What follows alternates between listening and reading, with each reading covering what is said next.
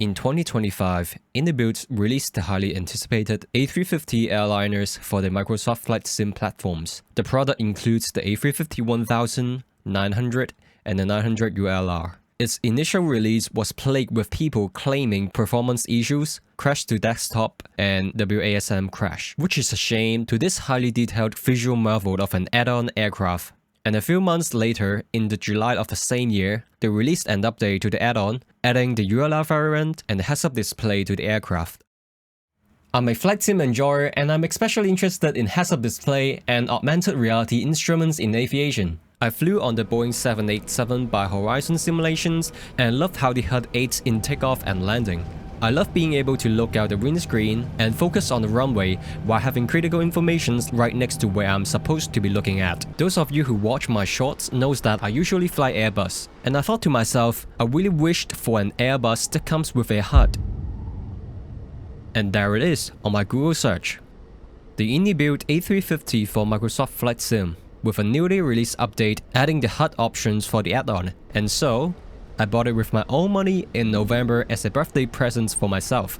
Feeling jolly to download it, fire up Flight Sim 2020, waited for a very long load time, took off from my hometown, Hong Kong, and was greeted with this. Meet the HUD by iniBuilds in the A350, a hot mess of an implementation that I regret giving my precious dollars towards. Before I tell you what a hot mess the iniBuilds A350 HUD is, let me give you some more context on how the HUD typically should look like. So here in the free default FA18 for Microsoft Flight Simulator 2020, the HUD provides your usual informations like the airspeed and altitude, as well as a horizontal line indicating your horizontal plane from the aircraft, as well as the flight path factor, the FPV, or someone will call it the bird.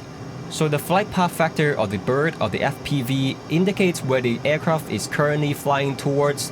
So for example, if I point my flight path factor towards this island right here, the aircraft will actually fly towards that island at that point. It combines two information into one single indicator, the aircraft track as well as the vertical movement of the aircraft, so whether it's descending or ascending. So two things to keep in mind. First, the horizontal line indicates the horizontal plane from the aircraft, and the second thing is the flight path angle of the bird indicates exactly where the aircraft is currently flying towards. Now meet the iniBuilds A350 again. The most telling sign that the HUD is severely misaligned is the horizontal line, and no matter how I adjust my viewing angles, the horizontal line is always 2 to 3 degrees higher in the air. And then the flight path factor. It is correct in relation to the horizontal line as it is showing a straight and level flight, but the problem appears when I started descending. The A350 is a fly-by-wire aircraft. In theory, if I push this aircraft down and let go of the stick, this aircraft should fly towards where the FPV is pointing. However, as you can see, the FPV is shifting. Mind you, this is in wind calm conditions, no wind is pushing us. And soon it becomes apparent that the FPV is not showing where we are actually flying. This problem will be very apparent in the following test.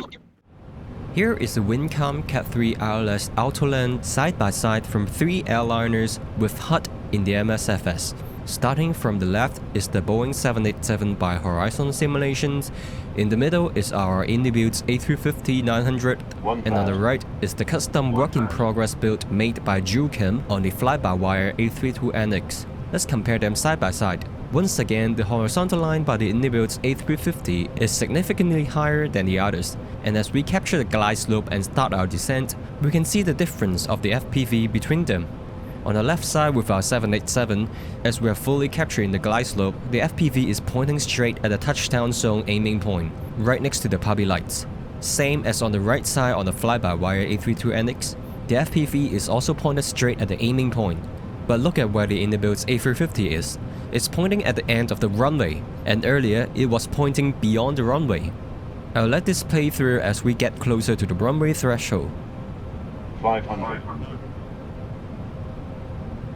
We can see both the Horizon Sim 787 and fly-by-wire A32NX FPV is staying dead on the aiming point.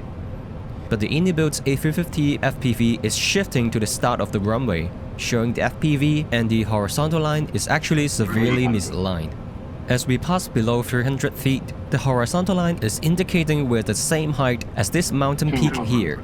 In real life, this is a 1700 feet tall peak called Needle Hill. 1,000. Let's rewind back to 1000 feet in the air and take a look at this picture in front of us, as if we are the pilot. If I'm the pilot flying this aircraft and looking through the HUD, I'll think to myself, is the glide slope signal wrong? And I'm seeing the FPV is beyond the runway. I'll think I need to descend more to line up the FPV with the aiming point. But in reality, we are on glide path on glide slope. If we pitch down, we will crash into the ocean short of the runway. This is what false information does to a pilot in real life and in sim. Let's keep watching while we speed up this approach. 40, 30. Here's an even funnier part. After we land, as we derotate, all of our misalignment problem went away? The horizontal line is exactly where the horizon is, and the FPV is pointing exactly where the plane is rolling towards. This tells me that the nose indicator on the heads-up display is aligned and correct. It is just the stuff around it that is wrong. This indicates to me that this is a simple scaling problem that iniBuilds refused to fix after many months and many updates. A simple scaling problem for the HUD. And here is my attempt to find a way to figure out what needs to be done to fix this alignment problem.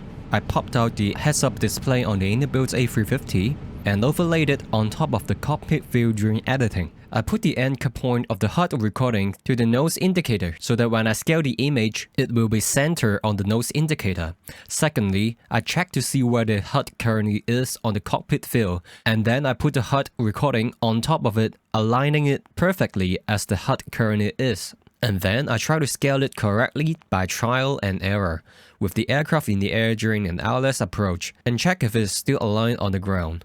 And this is the result. And by the way, iniBuilds, if you're watching this, you're welcome, I'm doing your job. I mean, you need to scale your FPV, your horizontal line, and your pitch angle lines by 1.3 in the y-axis in order to make the vertical alignment right.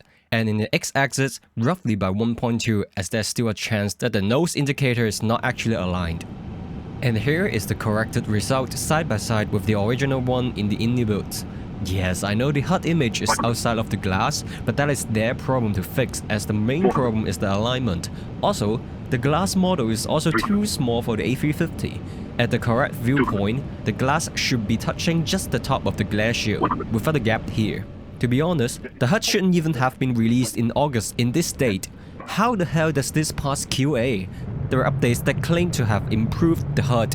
But how is this simple of an issue still persisting after all these updates, if it is just such a simple fix? iniBuilds, do better.